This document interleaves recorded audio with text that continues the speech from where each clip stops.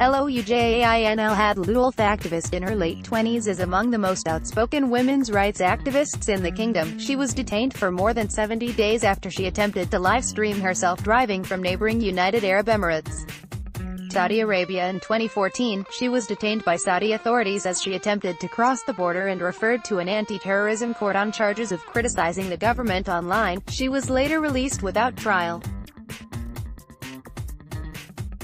Activists say al-Hathloul was arrested again in June of last year in connection with her advocacy. Activists say al-Hathloul was then stopped by authorities in Abu Dhabi, where she was residing, and transferred to Saudi Arabia earlier this year, where she's been under a travel ban since March. Al-Hathloul attended a humanitarian summit in Canada in 2016, where she was photographed in Vanity Fair magazine with former American actress Meghan Markle, who wed Prince Harry over the weekend. Aziza Al-Yousef, a retired professor at King Saud University, Al-Yousef is a mother of 5 and a grandmother of 8. Although she hails from a conservative tribe with links to the royal family, she is among the most prominent women's rights activists in Saudi Arabia. In 2016, she delivered a petition signed by thousands to the royal court calling for an end to guardianship laws that give male relatives final say over a woman's ability to marry or travel abroad. She has worked for years assisting women fleeing abusive marriages and homes. She also defied the kingdom's ban on women driving on several occasions. "This is a good step forward for women's rights," Al-Yousef told the Associated Press last year when the kingdom announced that women would be allowed to drive. However, she cautioned it was just the first step in a lot of rights we are waiting for. Iman Al-Nafyan, an assistant professor of linguistics and a mother of 3, including a toddler, Al-Nafyan runs one of the first English blogs on Saudi Arabia. She describes the Saudi Woman blog as an effort to counter the many non-Saudis and non-Arabs out there giving expert opinions on life and culture in the kingdom.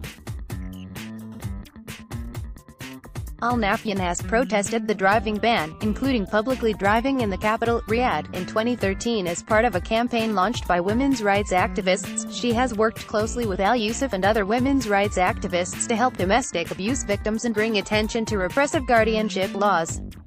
In recent years, she has been cautious about voicing her opinion on Twitter out of concern over a growing crackdown on rights advocates. She was among dozens of women who were warned by the royal court last year to stop speaking with the press or voicing opinions online. Madehalajdroush, psychotherapist in her mid-60s, Al-Adroush runs a private therapy practice in the capital, Riyadh, which specializes in gender orientation, according to activists.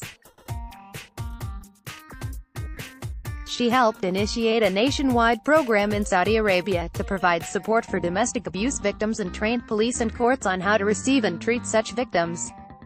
A longtime advocate of women's rights, she took part in the kingdom's first driving protest in 1990 and subsequent campaigns to end the ban on women driving. She has faced years of harassment by authorities, including house raids, travel bans and being fired from her job.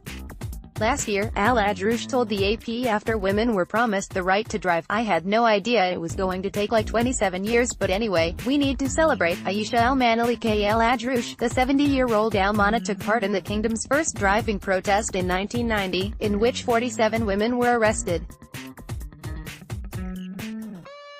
She also took part in driving protests in 2011 and 2013. She is director of Al-Mana General Hospitals and the Mohammed Al-Mana College of Health Sciences. She completed her bachelor's and master's degrees in the U.S.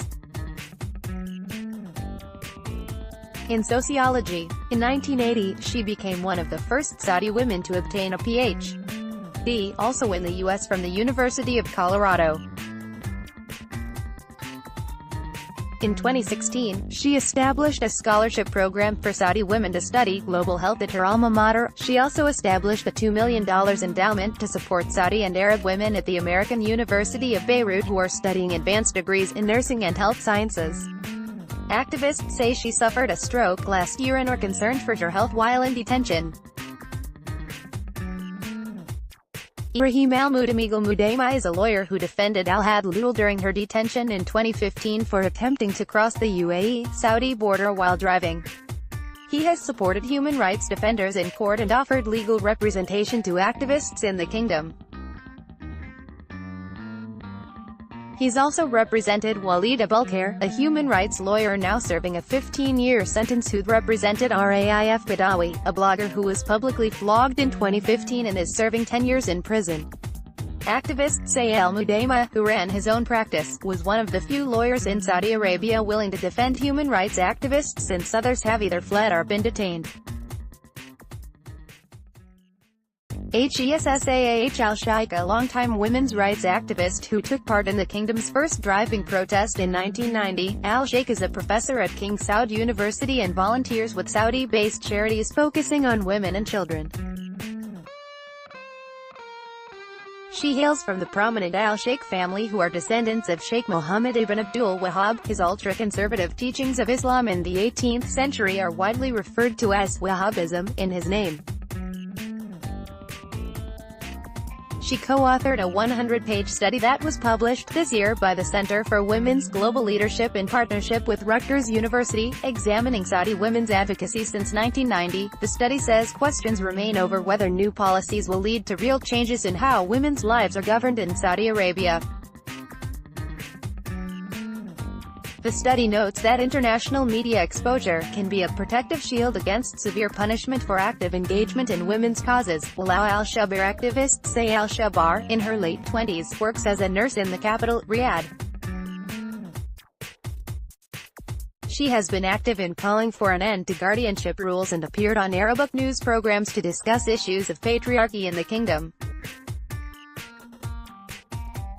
In an interview previously aired on France 24, al-Shabar is quoted as saying that in Saudi society, men are viewed as superior to women, and men are seen as capable of achieving anything and a woman is not. Mohammed al-Rabi'ul Rabia is a writer and an activist in his 20s who has organized discussion groups about philosophy and social issues.